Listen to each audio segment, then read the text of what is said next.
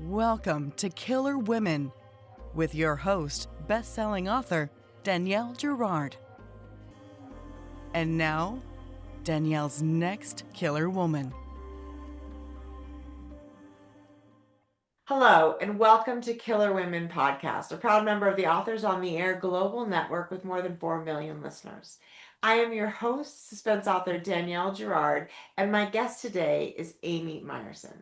Amy is the acclaimed author of the international best-selling The Bookshop of Yesterdays, The Imperfects, and The Love Scribe. Her books have been translated into 11 languages and are frequently chosen for best of lists, including lists from Good Morning America, Publishers Weekly, the Christian Science Monitor, Library Journal, the Philadelphia Inquirer, and the Texas Library Association's Lariat list, among others. Meyerson completed her graduate work in creative writing at the University of Southern California, where she now teaches in the writing department. Welcome, Amy. Hi, thanks for having me. So fun to have you. And I love the water lies, which beautiful female themes, rich with them. And I've even got my little tabs where I did the quote of the week. So before we dig into all of the themes and things, would you tell us a little bit about the water lies? Sure. So The Water Lies, it's told from two perspectives. What Tessa, who is pregnant with a young son, and Barb, who is just turned 70 and is in the later stages of motherhood. And at the beginning of the novel, Tessa's with her son at a coffee shop. He's 18 months old, so he's just starting to speak, but can't really communicate his thoughts. And while they're in this coffee shop, he recognizes a woman and starts calling to her. Tessa's never seen her before. The son starts having a tantrum, a meltdown, because this woman won't engage with him. And it's one of those moments I think a lot of moms have had where you feel shamed because you can't control your kid's tantrum. So they live on the Venice canals in LA, and they go home after the coffee shop. Tessa tries to put it out of her mind. But she can't, because the next morning there's a body of a drowned woman that surfaces right outside her house on the canal. And it turns out that it's the same woman, or she's pretty sure it's the same woman that her son saw in the coffee shop. So she starts panicking about how her son could have known someone who died just outside their house. She doesn't think it can be a coincidence. Meanwhile, Barb lives in New Jersey, across the country, and she hears that her daughter has gotten drunk and drowned and died. And right away, she knows that's not the true story. Her daughter's been sober for a decade, and her sobriety, she would never risk it. So Barb hops on a plane, desperate for answers. Both women are, investigating the same thing, and they quickly intersect paths and team up together to try to figure out what happened to this woman, particularly since the police are very quick to write it off as an accident. Right. And from on the outside, it looks like Tessa has a really loving marriage. I mean, she lives in a very it's an interesting place because it seems like they're all sort of it's a little incestuous. They're all very much in each other's lives. There's a lot of, but her husband is, he's a fertility doctor. He's helped all these women realize their dreams. So I mean, it's an interesting intersection of motherhood, right? Because she has these people, and she's a jewelry designer, so she has these people in her life who've been so touched by what her husband does too. So pregnancy has got all these layers in their family. It's not just like, oh, I'm pregnant with our second baby. It has the layers of her husband's work, and so they have a lot of experience with women who can't have babies, and so talk to me. I mean, obviously you have children. You just mentioned your daughter's home. Because she had a dentist appointment. But is this, and I haven't, I'm afraid to say this is my very first Amy Myerson book. So is this, It's different. It's very different. It's definitely a deviation from my okay, past. so talk to us about sort of where did this idea come from, and what was the pivot, sort of what caused the pivot in your mind? Yeah, I think before I had kids, I thought a lot about this like question that comes up for writers of like, how do you write while having children? And before I had kids, I think I was nervous about, I mean, I'm a very disciplined person, but I was nervous about navigating all of that. And I realized pretty quickly that I don't think children are, I mean, they are a distraction in the present, but ultimate sometimes a lovely distraction, right? Most of the time. But ultimately, I think they're much more of a source of creativity and inspiration than they are a distraction. So Yeah, I think ever since I got pregnant with my son, I just got really interested in the idea of writing about motherhood, especially really early motherhood. I think there's these movements right now in literature, and I love these books, but they often talk about reluctant motherhood. Or there's especially with thrillers, there's the Rosemary's Baby trope of like demonic children. And I think what struck me when I was reading those, when I've read those books, particularly earlier on in the pregnancy stages, is like it didn't really, as much as I liked them, they didn't really resonate with my experience of motherhood, which was I really, I wanted to be a mom. I wanted it to be part of my identity, not my whole identity. But it's still really hard, like even if you want it. So I think that was part of what I was interested in exploring is kind of the struggles that felt more sort of universal to me about trying to be a parent and be a person at the same time. Also, the idea for this book came to me sort of twofold. As a writer, I'm really interested in language, and it was fascinating to watch my son, who started speaking at an early age, acquire language. And I feel like I understood more of language through the ways in which he would mispronounce things or, grammatically incorrect, kind of jumbled sentences. But also was really struck by what he wanted to communicate much earlier on than he could. Especially with my daughter, who I would say still at 3, we understand about maybe 60% of what she says. She tells these really long stories, and we're just like, huh? Because she didn't, I think that's often with second kids, she didn't talk as early as he did. So I was very interested in this idea of language. And I had during the pandemic, I started listening to a lot of thrillers. So I realized, I think looking back on my books, I don't think anyone else would see this, but I see how I was moving in that direction. And I really wanted to write a thriller. And then I haven't vetted this with my husband, but I'm sure he'll be okay at making a joke at his expense. But so during the pandemic, my husband used to take my son for walks every day. He was 4 months old when it started, so that I would have some time alone to write. And I used to. He's not having an affair. He's never had an affair. But I used to joke with him that like he was going to meet his mistress. This is not the plot of the book, but going to meet his mistress on walks, and that the only way I would know is if we were in the Gelsons across the street from us, and my son recognized a woman there that I'd never met before. It was a joke, but it got the Yeah, wheels yeah. turning, and I was like, oh, that's actually a really good idea for a plot. So Well, it's kind of funny 'cause stem from there. the thrillers are, I mean, in some ways we write thrillers because we're working through fears, I think.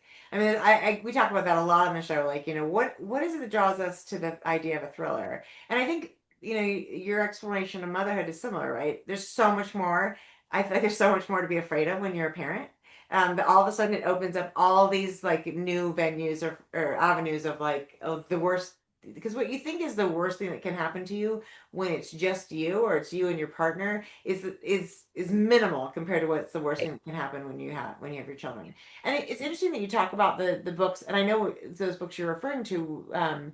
You know, I immediately thought of The Push when you said the demonic child, and there's all those books that have really explored sort of the darker side of motherhood. And there's this balance you're talking about, about being both a human in other ways and a mother. There's also this weird movement at this time to push us away from that. Like all of a sudden now, particularly under this administration, women are being sort of shuttled back to this, single use, which is motherhood, right? And so, does that play into sort of the exploration of all this? Well, it wasn't probably relevant really, maybe when you started the book, but I wonder how that changes how we look at the world and motherhood now.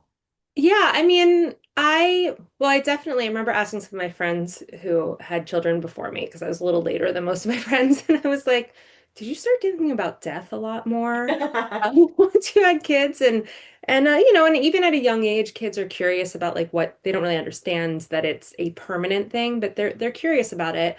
And so I hadn't thought about it until you just said it, but I'm sure that that played into some of my interest in thrillers. But I definitely, with this novel, was interested in taking that idea of child like that disconnect between what children want to communicate versus what they can communicate and the frustration that grows out of it. And I wanted, and, uh, magnifying that into a scenario where it's not just frustrating, it's terrifying.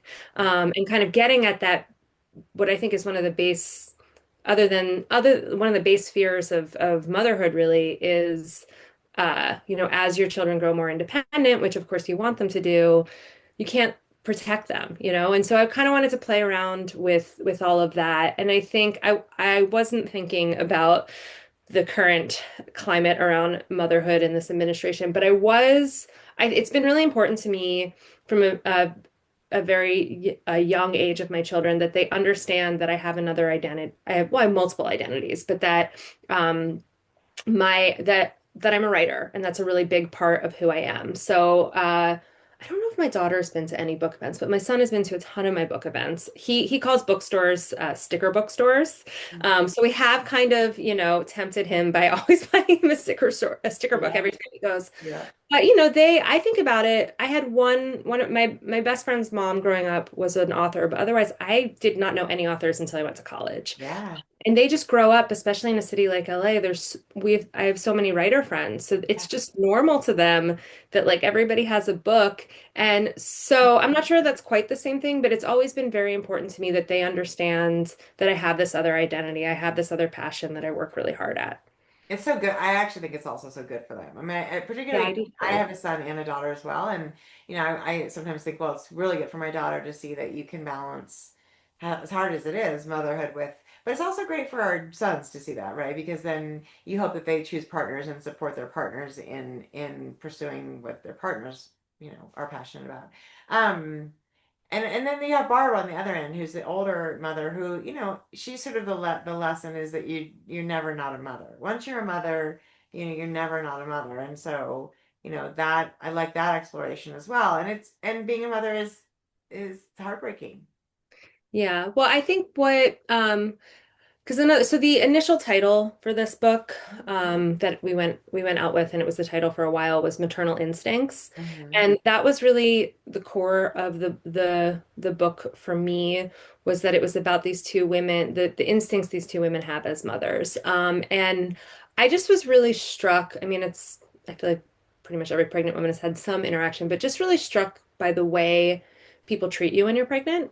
Yeah, I Um, love that scene. Yeah, that where and then people just look at her like she's basically just a vessel for the. Yeah, and like if you have an emotion, then you're over emotional. And there's this skepticism, but what struck me is because Barb is around the age of my mother, and I spend, I mean, my mother lives across the country from me, but I spend a fair amount of time with my mother and her friends, and also my mother-in-law and her friends, and it really struck me how the parallels between kind of being an older woman in our society and being a pregnant woman in our society. And so I really wanted to explore that intersection. And it was interesting because I asked a lot of my mother-in-law, my mom's friends, like how do you feel like society treats you as an older woman? And I think the assumption, which definitely Barb subscribes to, is a sense of invisibility. But there were other, like one of my mom's friends, and I put it in the book because I loved it. She said to me, she's like, we have so much wisdom that people, that's wasted because people don't ask us. Right. And I just thought that was a really, yeah. So it was really interesting for me to see the range of, I think in all of the cases, like my mother-in-law's thing is she doesn't like that people treat her like she's feeble or weak physically, Right. which she's not. But so just the kind of the range and the diversity of ways that, yeah, older women feel kind of undermined by society. And it is, I think it's interesting. I hadn't really thought about it until now, but in some ways, pregnancy is oftentimes the first time since puberty that we feel like something other than like a sex object, right? We become sort of a different type of object, but it's still objectified. We're still objectified. Yeah. And then there's some point wherever that is where we're not objectified at all anymore. And that's a whole nother bizarre transition. Yeah. And also, I think it's trite, but it's true. Like strangers will touch your stomach and they will feel like they can give you advice that you haven't asked for and, comment on your body. And it is like, I mean, that was because with I'm trying to remember if it was my with my daughter, I was teaching up until because she was born in June and my semester went through May. And I think one of my classes, like I didn't even tell the students I was pregnant because I wasn't showing at the beginning of the semester. And so I assume at some point they realized because by the end of the semester I was really showing, but it made me very aware of, especially because like you're standing at the front of the classroom, just how on display I felt. Like if, it's not like you said, it's not in a sexual way, but your body is so on display when you're pregnant. Um, Yeah, it's a, and I think there's also this happened. Although her husband, Tessa's husband, has sort of a unique experience because of his job, but there's also a sense that that mostly the husbands can't really be involved in that piece of it, right? I mean, they're sort of on the sidelines because all of that is happening. They're not taking care of babies until the baby's born, but for 9 months ish, right? We are, sort of solely responsible, and there's a lot of you know, implied responsibilities and rules put on us at that during that stage, right? And so people feel yeah, common about that too. but I think there's also something which I tried to capture a little bit. There's some, she sometimes Tessa expresses it as in different ways depending on if she's like mad at Gabe or not.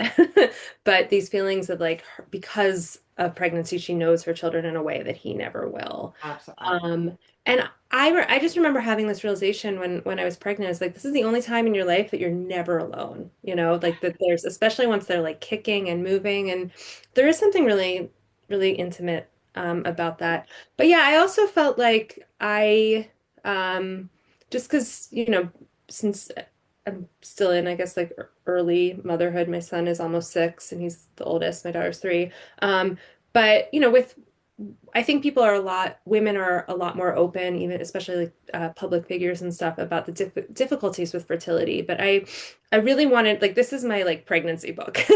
And I felt, which is why part of why I mean, a fertility specialist is I really wanted a conversation about pregnancy to sort of embody the range of the experience of getting pregnant too, whether or not that's easy or challenging, whether or not you need intervention, because that's a big part of it as well.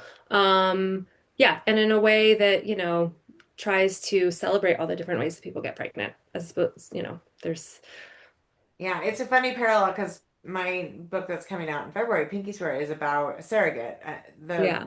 The main character of that book cannot get pregnant, and it's interesting because we do talk about, and she has this incredible envy. It's her best friend from high school who ends up being her surrogate, and she has this incredible envy about her friend's ability to carry that baby, and that's something you just said, which resonates in a really hard way for her, which is that you know your baby in a way that your husband doesn't, or the father doesn't, because he didn't carry the baby. And yet, right, here's a woman whose baby is growing inside of someone else. And my brother and his husband just had a baby via surrogate, and so it's sort of the same thing, right? I mean, I don't think because they're men, it was never a question as to whether or not they were going to be able to carry a baby. But there is this sense of like, what is the definition of motherhood, and how does that how does it, is it diminished because you can't carry it? Is it diminished because you have to have, do women feel like it's diminished because they need, to do IVF, or to have, as you said, it's a really, like, it just gets to be this, it shouldn't be a question. I mean,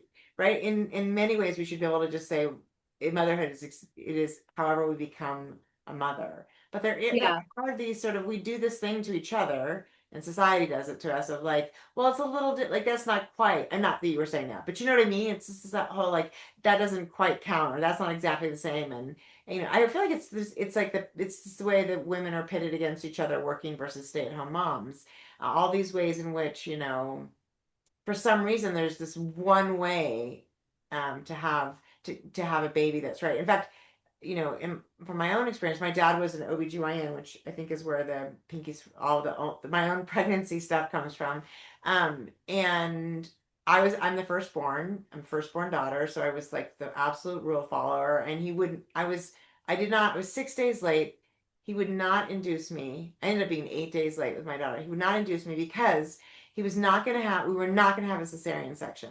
That was not going to happen to his child. He was also chair of the medical board. So what happened? I had a cesarean section. Of course I did, because, right, that was just, but Absolutely. when they woke me up and told me that I was going to have a cesarean section, I had a moment where I was like, well, this whole pregnancy is a failure. I failed, it's this thing that we do. And Yeah.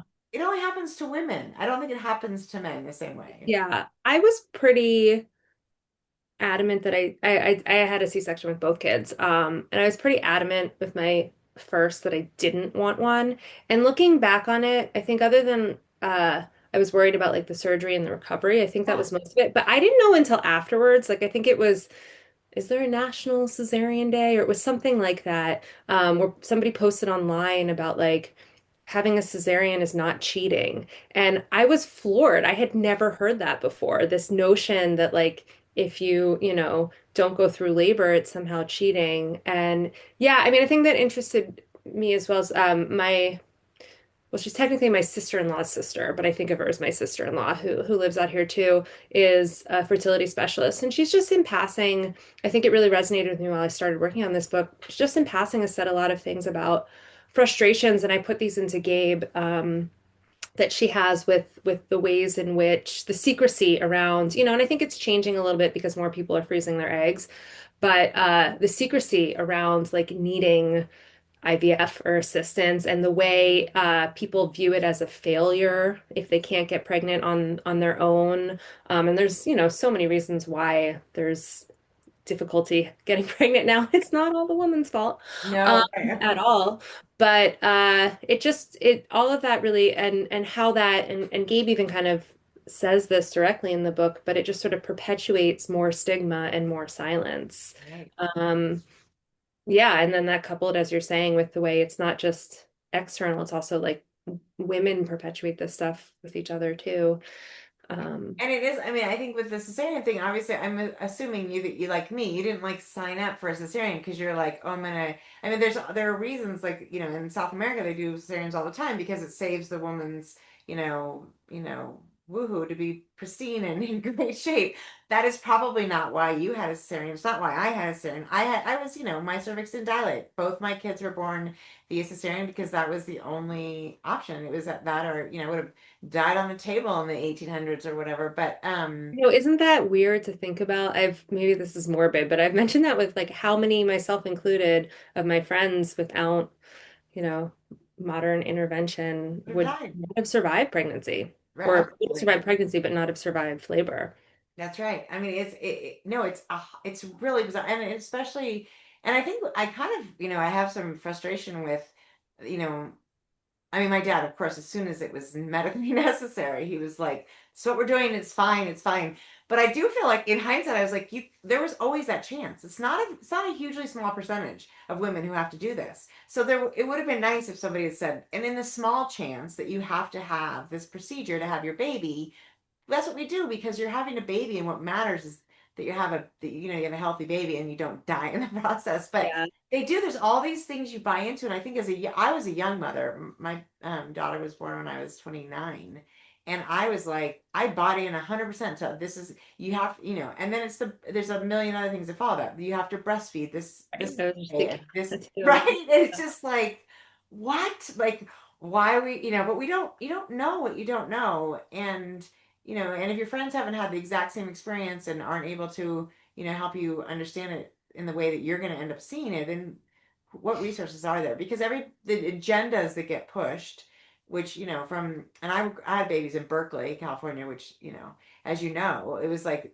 they want you to have a baby in a bathtub at home. And then they want, the doula is there to like attach the baby and you're breastfeeding until they're 4, which is all great if that's the thing that works for you and you want to do. But, if things go sideways and it doesn't work, my sister had the same shame around breastfeeding. Like it was just, she just, did not work. And boy, and I just feel like it's what I love about this conversation and the fact that you're writing about these things is that these are things I think women need to hear, right?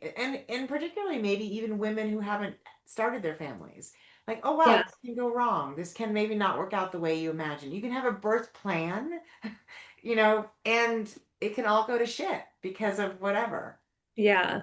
Yeah. And I wanted to, I think Tessa definitely has, um, which I think is really common, has some after, like with her son, after he was born, he was, which my daughter was the same way. He was very colicky. So, which I didn't realize also that colic just basically means they cry and you don't know why. Yes, I right. thought it was like, I mean, sometimes it's acid reflux. I thought it was something more technical than that.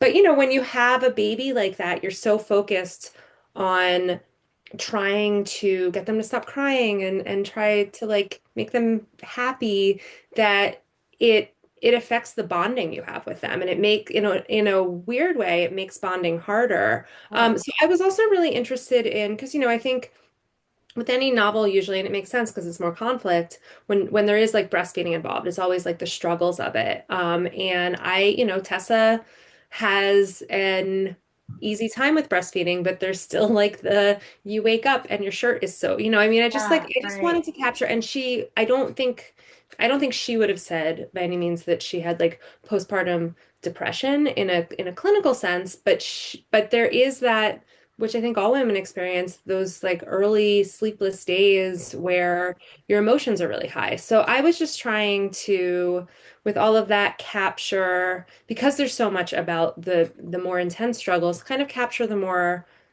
universal struggles. Right. No, and Because I think, they're right yeah, there. I just think it's easy to think from everything that you hear, like while you simultaneously get shamed for it, it's like you'll never be able to breastfeed. And, a lot of women can. And Yep. I think it's good that all of those experiences are represented. Yeah, and every mother who's had a crying baby in a public place knows exactly what it feels like to have people stare at you like, what is wrong with you and your child? How can you? And yet, what I always find interesting is that so many times you look back at those people and they are parents, right? And you're like, have you forgotten that this is just what it is? I mean, it is, Yeah. and maybe some of them didn't actually raise their babies and weren't. I mean, it's hard to imagine, but it is, you just feel like, and also if you didn't have children, you were a child. And I guarantee at some point you made this sound and your parents did not know what the hell to do with you. And it's Yeah. part of And it. it's always, it surprises me when, like, I remember this one time on an airplane where my son, like, lost the sticker for the sticker by number thing he was doing, and he just totally lost it. And I was trying to calm him down, and the woman in front of me turned around and was like, "Can you please make him be quiet?" And I was like, "What do you think I'm doing?" And Right. it's just this, um, there's you, I don't know That if is you the forget, same or feeling. it just always surprises me when strangers like see a struggling parent, Yeah. and instead of giving them space and grace are like, can you speed it up? Can we get this over faster because your child is disrupting me? And I get it. I mean, my husband and I joke all the time. We think there should be like children-free airplanes.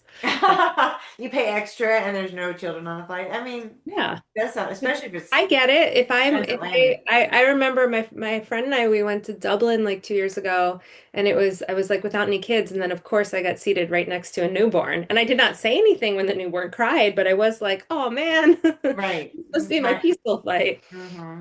But I mean, how much more peaceful is it knowing it's not your problem? That's true. I mean, there is a little bit of like, oh God, girl, I've been there. And also, I'm so glad this is not my, and I'm Yeah. gonna put my noise canceling headphones on and take a nap. But no, I think all of the layers of the motherhood, and we didn't talk that as much about Barb, but I think having she's gone through a divorce and she's a single woman and they have the one child and so it is her Regina, her story is also very sort of you know deep with all the nuances of the her experience because as you said like her Regina was an alcoholic and yet she knows with all certainty that there's no way that Regina started drinking again so it's a Yeah, and I think that was like not the alcoholism, but that's my other like future. Like I joke to my kids, I'm already afraid that at some point they're just gonna want nothing to do with me. And I hear my students tell me that like this generation, or I guess they're a generation below my students, but that they're not like my generation where they had to go through a resentment stage with their parents. But I think Barb is like the other manifestation of my fear about motherhood is that despite how much you love your kids, of course you're going to mess up in some capacity. You're human, but yeah that they end up not just like blaming you for things, but resenting you in such a way. Like my biggest fear is that my kids wouldn't want me in their lives, or one That's of my biggest fears. right. That So is, there's I know what you're saying. That is absolutely terrifying. I can speak to your children, to your students' experience because my kids are now almost 24 and almost 26. And it is, I've been waiting for the, like, my daughter to be like, I'm so done with you because I've done that. And it hasn't happened. So I also think we're much more, I'd like to think that this generation of parents, you know, for starting with me and or before me, but we're much more honest with our kids about things. We're not, I think our parents were taught to not express the hardships, and then when the hardships arise, the kid, as kids, we didn't know what to do with it because no one ever told us it was going to be hard. So I think we're smarter in lots of important ways too. that makes sense. So anyway, this is so exciting. Can you, this is one of those loaded questions, which feel free to say no, but I'm always curious to know if an author is willing to talk about what she's working on now. Sure, yeah. I'm working on I feel like the kids in my books are just gonna age along with Yes, kids. fair. So every we didn't really get into much of like the behind the scenes of how books get put together, but I always try to create different like challenges for myself with books. And so for the project I'm working on now, I wanted to write a locked room mystery because I really like them. Yeah. And I wanted to write something kind of like a Lucy Foley-esque book that has multiple I've this book had two points of view, but multiple points of view.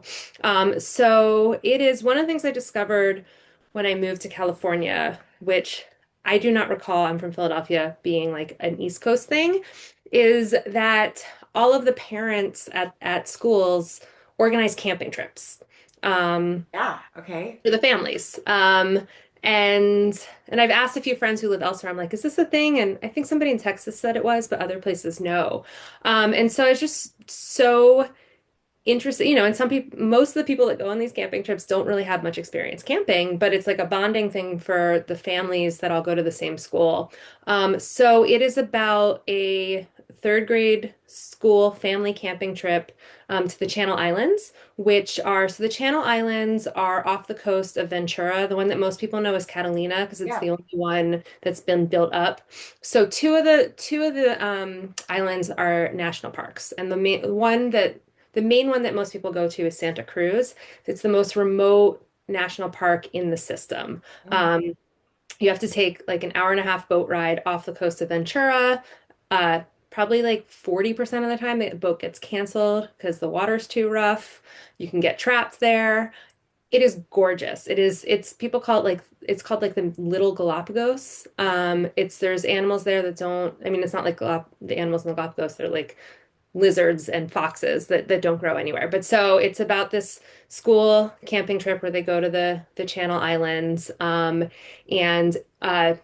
the the first night they're there, a mother wakes up in the middle of the night and discovers that her son is missing from the tent. And I promised my agent that, so I don't think I'm spoiling here, that like Right. nothing bad would happen to any kids. Thank you. Yeah. Don't But feel so like in you're the doing in the your job. process of them looking for the kids who left, then there's another kid who leaves too. In the process of looking for these kids, they discover an island uh, on the bluff that had fallen or been pushed off the bluffs that's on the rocky coast. So the book has two timelines. It's like all building up to that night, and then that night where you discover, who who's on the rocks and what happened to them. And it's really about the parents, not the kids. Yeah. So, parent drama. And yeah, it's been really fun. I feel like this one is more of a straight thriller as Mhm. opposed to my last one, which felt more like domestic suspense. Okay. Oh, it sounds like a beautiful island too, but yeah, when you It's describe I all of it. highly recommend it. It was really fun research to go there. I think I went 4 times this year. Okay. Okay. No, it sounds amazing. Well, that's super exciting. Well, um, this is The Water Lies. We will be giving away a copy of Amy's book. And today is New Year's Day that you are listening to this, so Happy New Year's. And Amy, thank you so much for joining me today on Killer Women. Absolutely. This was fun chat. So fun. Everyone, this was Killer Women with The Water Lies by Amy Myerson, and we will see you next time. Bye.